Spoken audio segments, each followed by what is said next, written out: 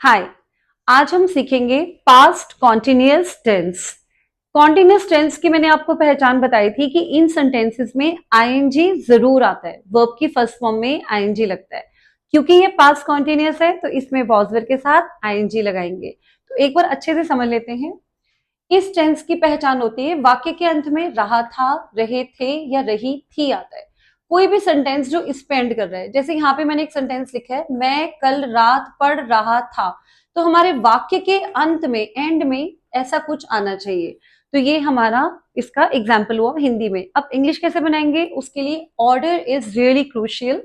Order है, सबसे पहले सब्जेक्ट आएगा, फिर हेल्पिंग वर्ब वॉज या वर में से कुछ है, देन वर्ब की फर्स्ट फॉर्म में आईएनजी एंड देन ऑब्जेक्ट। तो we have to follow this order. अब देखिए, सबसे पहले सब्जेक्ट आएगा, तो यहाँ पे मैं है, मैं ही मेरा सब्जेक्ट है यहाँ पे, तो मैं को हम क्या बोलेंगे, आई। अब आई के साथ वॉज या वर, क्योंकि आई सिंगुलर है तो हम यहाँ पे वॉज का यूज करेंगे, आई वॉज। अब वर्ब की फर्स्ट फॉर्म में आईएनजी, यहाँ पे एक्शन हो रहा है पढ़ने का, पढ़ने को हम स्टडी बोलते हैं, तो हम वर्ब की फर्स्ट फॉर्म स्टडी में आईएनजी लगा देंगे, आई वॉज स्टडिंग। और कब पढ़ रहे थे, कल रात, तो लास्ट नाइट।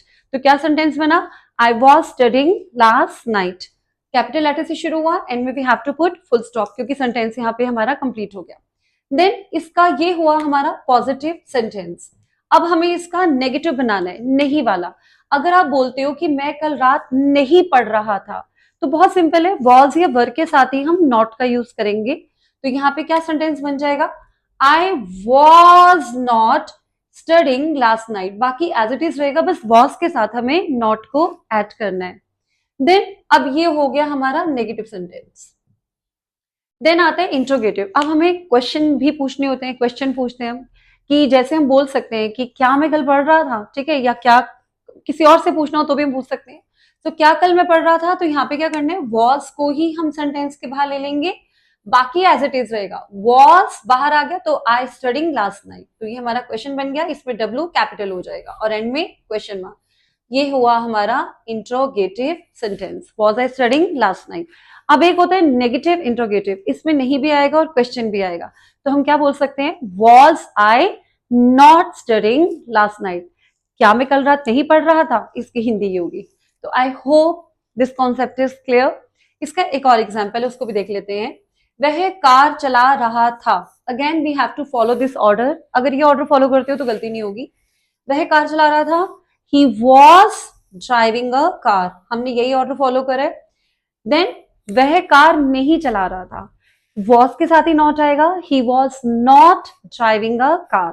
अगर हम कहते हैं इंट्रोगेटिव, क्या वह कार चला रहा था, तो वॉज को ही बाहर ले लेंगे, was he driving a car. और अगर हमारा सेंटेंस होता है क्या वो कार नहीं चला रहा था, तो क्या बनेगा, was he not driving a car. ये हमारे लास्ट के दो हुए, इंट्रोगेटिव और नेगेटिव इंट्रोगेटिव। तो फिर उसके पीछे क्वेश्चन मार्क आ जाएगा, जब भी क्वेश्चन पूछते हैं क्वेश्चन मार्क आता है। देन नेक्स्ट है हमारा, सुमन दोपहर को सो रही थी। अगेन ध्यान दीजिएगा, एंड में रहा था, रही थी, रहे थे आ रहा है। सुमन दोपहर को सो रही थी, तो Suman was sleeping in the afternoon. Again हमने यही ऑर्डर फॉलो करा है, सब्जेक्ट के बाद हमने वॉज लिया, सब्जेक्ट के बाद वॉज, वर्ब की फर्स्ट फॉर्म में ING, and then in the afternoon हमने टाइम पीरियड दे दिया।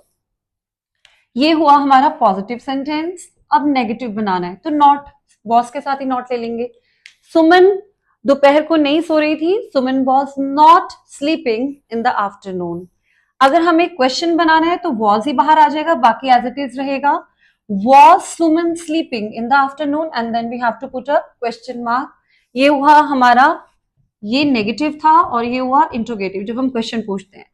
और अगर हमने कहना है क्या सुमन दोपहर को नहीं सो रही थी, तो was Suman not sleeping in the afternoon, तो ये नेगेटिव इंट्रोगेटिव हो गया हमारा। अब ये एक और एग्जाम्पल है, अध्यापिका पाठ पढ़ा रही थी जब घंटी बजी, ठीक है। तो इसकी इंग्लिश कैसे होगी, इसमें आप एक चीज ध्यान दीजिएगा, यहाँ पे एक एक्शन दिखाया गया है, साथ में एक दूसरा एक्शन भी हुआ है। एक एक्शन चल रहा था, साथ में दूसरा एक्शन भी हुआ है। जैसे अध्यापिका पाठ पढ़ा रही थी, तो इसकी इंग्लिश वैसे ही बनेगी, the teacher was explaining the chapter, ठीक है, एक्सप्लेन करी थी, या वॉज टीचिंग, ठीक है, कुछ भी कह सकते हो।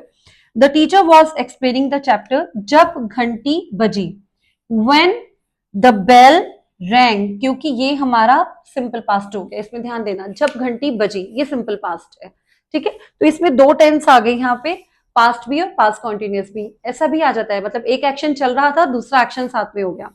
सो the teacher was explaining the chapter when the bell rang. अगर इसका नेगेटिव बनाना हो तो ये मैंने आपको होमवर्क के लिए दिया है। अगेन वेरी सिंपल है, आपको मैंने बता दिया नेगेटिव कैसे बनेंगे। एक हिंट मैंने आपको दी थी कि हमें क्या करना है, वॉज के या वर के साथ ही नॉट लेना, बाकी एज इट इज रहेगा। बहुत सिंपल है। इसका नेगेटिव इंट्रोगेटिव और negative interrogative is your homework.